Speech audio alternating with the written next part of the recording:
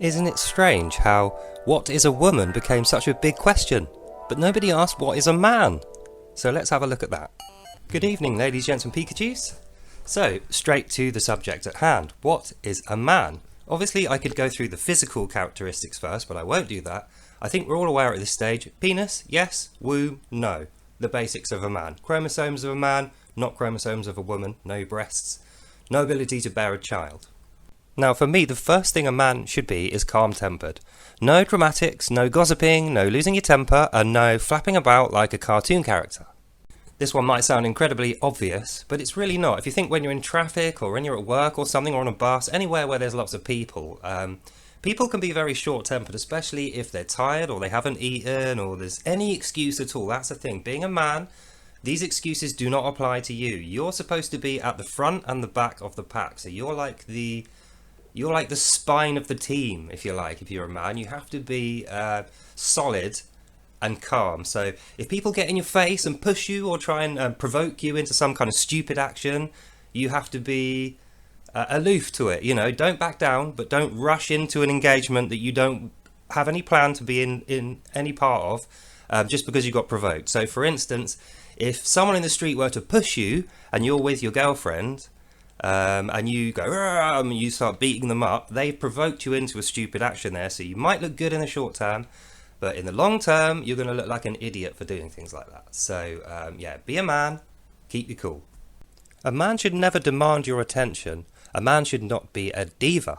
So it follows on from the first one. If you're calm-tempered and you're not a diva, you'll be far more palatable and you'll just do better socially. So that's what a man should be. Yeah, I've got to be very careful here not to demonstrate the theatrical, the diva personality too much, because it's a good fun thing to be, but it's just not very manly. So you can argue all you like. I mean, there's a trendy new wave action of like metrosexual men, like kind of being a bit diva-like.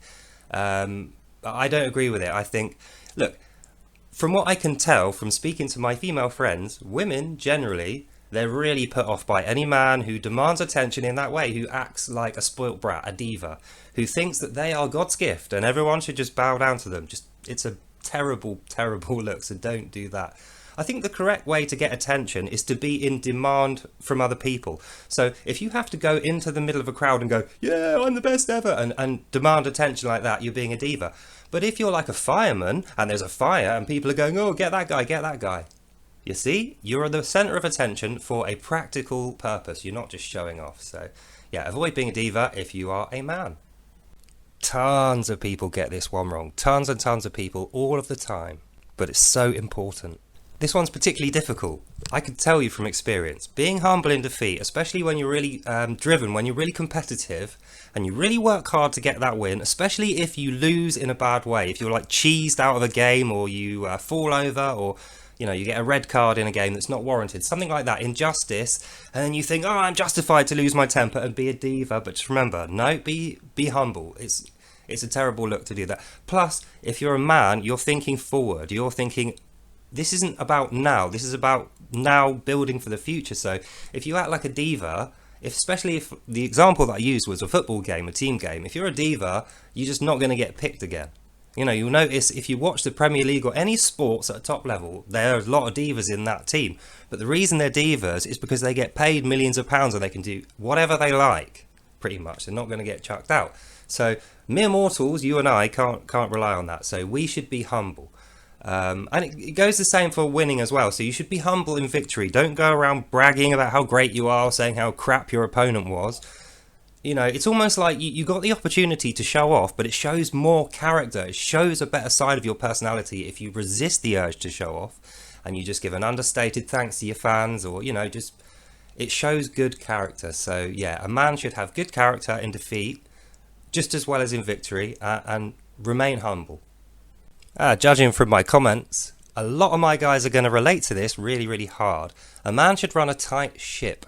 Now, what that means is you should be able to pay for yourself. So that means you have to have an earning and you have to limit your costs so that the offset between your costs and how much you earn is pocket money, which you can then spend on your friends and your family or upping your life in some way.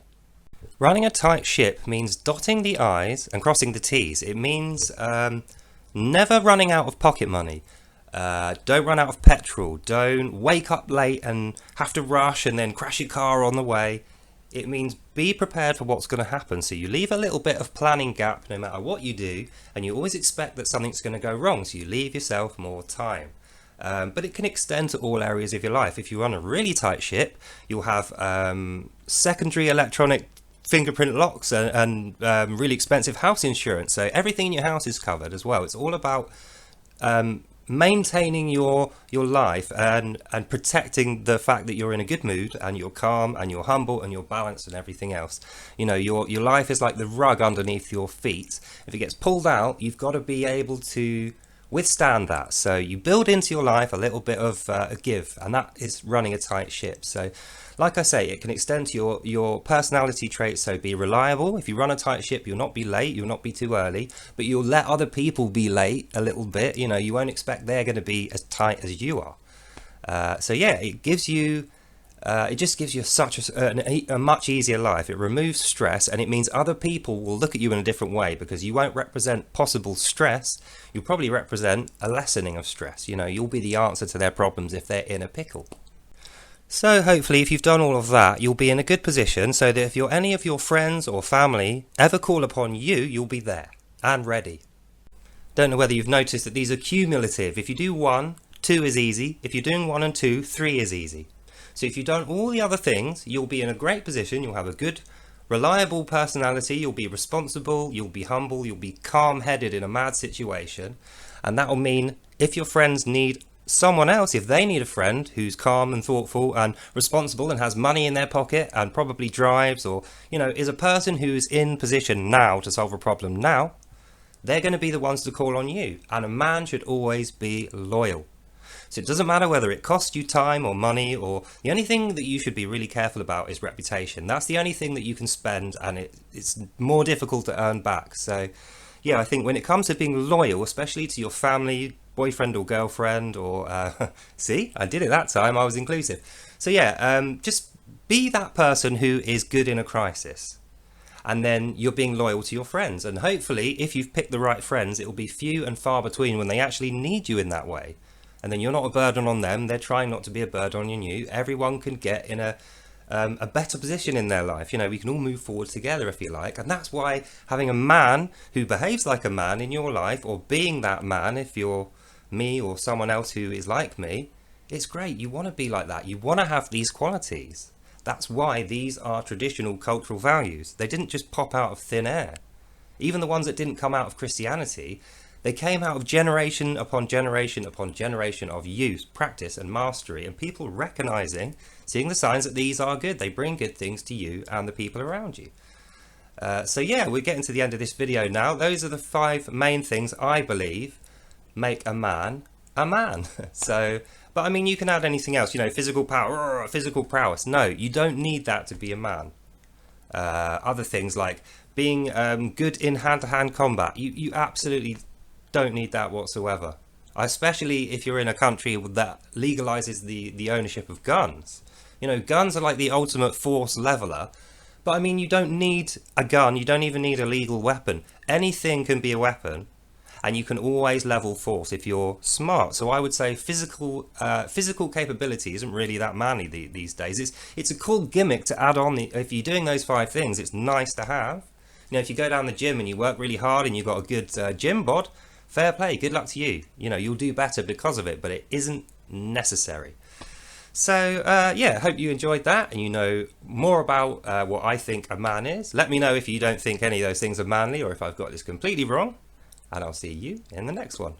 Bye.